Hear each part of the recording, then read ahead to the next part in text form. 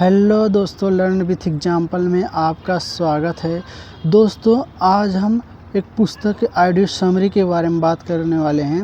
Babylon का सबसे अमीर आदमी। दोस्तों, इस पुस्तक में ऐसे ऐसे नियम हैं, ऐसे सिद्धांत हैं। यदि आपने इस ऑडियो समरी को पूरा कंप्लीटली या सुन लिया, बताए नियमों और सिद्धांतों को यदि आपने फॉलो कर लिया दोस्तों, तो आप बिल्कुल फाइनेंशियल फ्रीडम ज़रूर मिलेगा दोस्तों आपको। तो आइए हम दोस्तों बात करते हैं पहले सिद्धांत के बारे में। पहले नियम क्या बोलता है दोस्तों? पहला नियम यह बोलता है, यदि आप 100% या सैलरी हो या कोई भी चीज़ से किसी भी प्रकार से आपके पास आमदनी आ रही है, इनकम आ रहा है, तो उसका आप 10% को अलग रख दीजिए और 90% को अलग डिवाइड कर दीजिए।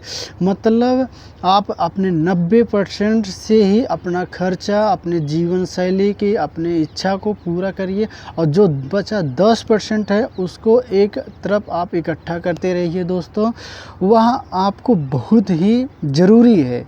क्यों ज़रूरी है दोस्तों? अब इसका आंसर हम दूसरे नियम में समझते हैं। दूसरा नियम यह कहता है दोस्तों, अब जो आपका 10% अमाउंट होता है इसको आप निवेश करिए, लेकिन निवेश करने से पहले यह निश्चित करना होगा आपको कि मूलधन की सुरक्षा हो हमारा। अर्थात ज़्यादा लाभ कमाने के लिए ऐसा नहीं कि कहीं भी आप इन्वेस्टमेंट कर दें। तीसरा नियम यह बोलता है दोस्तों कि खर्चे को नियंत्रण करना है। इंसान की इनकम जैसे जैसे बढ़ती रहती है, ठीक उसी ही रेशियो में, उसी ही अनुपात में हमारे खर्चे भी बढ़ते रहते हैं दोस्तों। इसे जानने के लिए किसी दूसरों का एग्जाम्पल लेने की ज़रूरत नहीं है दोस्तों, या आप अपना खुद का एग्जाम्पल ले सकते हो। देखिए दोस्तों, जैसे जैसे आपकी इनकम बढ़ती है वैसे वैसे आपकी जिम्मेदारी भी बढ़ने लगती है। घर के लिए शादी हो गया, फंक्शन हो गया, उसमें पैसा देना, घर बनवाने के लिए पैसा देना, इसी रेशियो में बढ़ता रहता है आपका। इसलिए दोस्तों अपना बजट ज़रूर बनाना है आपको। अब हम दोस्तों चौथे नियम की बात करते हैं दोस्तों। चौथा नियम यह बोलता है कि अपना आमदनी बढ़ाएं, अर्थात अपने इनकम को बढ़ाएं।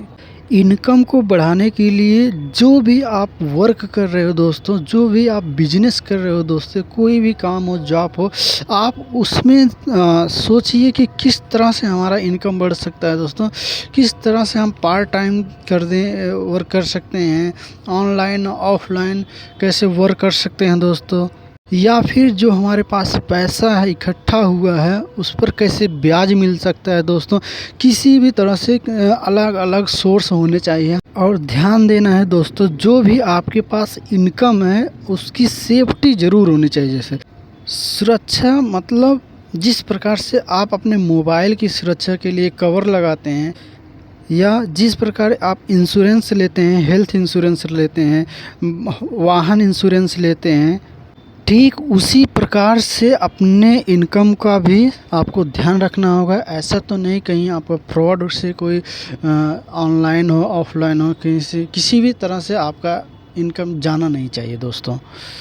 Protect your money. चौथा नियम यह बोलता है दोस्तों, अपने घर को लाभकारी निवेश बनाएं, अर्थात आप अपने घर का मालिक भी बन सकते हैं दोस्तों।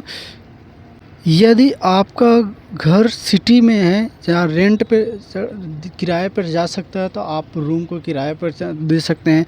लेकिन यदि आपका घर गांव में है तब आपको ध्यान देखना है दोस्तों कि यहाँ पर कौन सी अपॉर्चुनिटी है जो दोस्तों हम अपने गांव में ही हेल्प कर सकते हैं अपने घर के द्वारा। क्योंकि दोस्तों घर पर भी आप देखेंगे बहुत छोटा छोटा टास्क कंप्लीट किया जा सकता है दोस्तों। पांचवा नियम, सौभाग्यशाली कौन हैं? देखिए दोस्तों, इस पुस्तक के अकॉर्डिंग यदि आप कई काम जब आप करते हैं तो आप देखेंगे कई मौके बहुत अच्छे अच्छे आपके पास आते हैं। अब यदि आप पहले सिद्धांत, पहले नियम को इस पर लागू कर देंगे दोस्तों, अर्थात जो भी आपने 10% आपने सेव करके इकट्ठा किया था दोस्तों, वो इनकम को अब आप उस मौके को, उस अपॉर्चुनिटी को पहचानना होगा दोस्तों। उस अपॉर्चुनिटी को पकड़ना होगा, अर्थात उस पर लागू करना होगा, काम करना होगा दोस्तों आपको। दूसरों को कर्ज देना क्या सही है या गलत? देखिए दोस्तों, जब हम कर्ज देने की बात कर रहे हैं तो आपके मन में आ सकता है दोस्तों कि किसी की हेल्प करना अच्छी बात है, लेकिन हेल्प करने के चक्कर में अपने ऊपर ना बोझ बन जाए, अपने ऊपर ना समस्या बन जाए, इसके बारे में भी सोचना ज़रूरी है दोस्तों। इसको समझने के लिए दोस्तों एक स्टोरी हम सुनाते हैं आपको दोस्तों, जो कि कहानी है बैल और खच्चर की। एक मालिक के पास एक जोड़ी बैल और एक जोड़ी खच्चर रहते थे, जो कि अपना अपना काम वो लोग करते थे, खच्चर से करवाते थे। बैल को लगभग डेली ही काम करना पड़ता था खेत में जाकर, जबकि खच्चर को सप्ताह में 1 या 2 दिन काम करना पड़ता था। खच्चर ने बैल से कहा, आपको तो डेली डेली काम करना पड़ता है, मालिक बहुत आपसे काम करवाता है।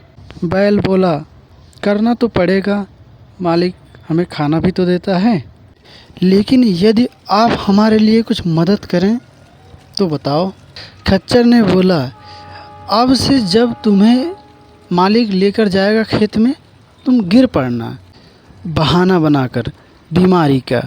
बैल ने फिर वैसे ही किया जैसे उसके मित्र खच्चर ने कहा था। मालिक ने जैसे सुबह हुआ लेकर गया बैल को खेत में, और बैल ने गिर पड़ा और बहाना बनाया बीमारी का। मालिक सोचा काम तो करना पड़ेगा, अगर काम नहीं करेंगे तो हमारी रोजी रोटी कैसे चलेगी और इसको कैसे खिलाएंगे। तो मालिक ने बैल को वापस घर लेकर गया और खच्चर को बांधा, और खच्चर से उस बैल का काम पूरा खच्चर से ही करवाया। खच्चर बहुत गुस्से में था, मन में पछता रहा था अपने आप में। खच्चर की सांसें फूल रही थी और पैर दर्द हो रहा था उसका। खच्चर ने सोचा, मैं तो सहायता करने के लिए उसको बोला था, लेकिन स्वयं मैं ही इस समस्या में फंस गया। यह काम का सिलसिला ऐसे ही कुछ दिन तक चलता रहा। खच्चर ने सोचा कि अब हम इस समस्या से स्वयं कैसे निकलें।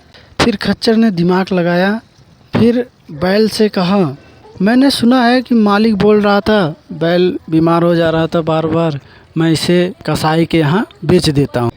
तब बैल सही से काम करने लगा। दोस्तों, इस कहानी का निष्कर्ष यही निकलता है कि दूसरों का मदद करना ज़रूरी है, बिल्कुल ज़रूरी है दोस्तों, लेकिन दूसरों की मदद इस प्रकार से करो जिससे आपके ऊपर वह समस्या ना बन जाए। मैं आशा करता हूँ दोस्तों यह वीडियो आपको अच्छा लगा होगा, इस नियमों को पालन करेंगे। हमारे चैनल को आप सब्सक्राइब, लाइक, शेयर करें। फिर मिलते हैं दोस्तों अगले वीडियो में, तब तक के लिए धन्यवाद।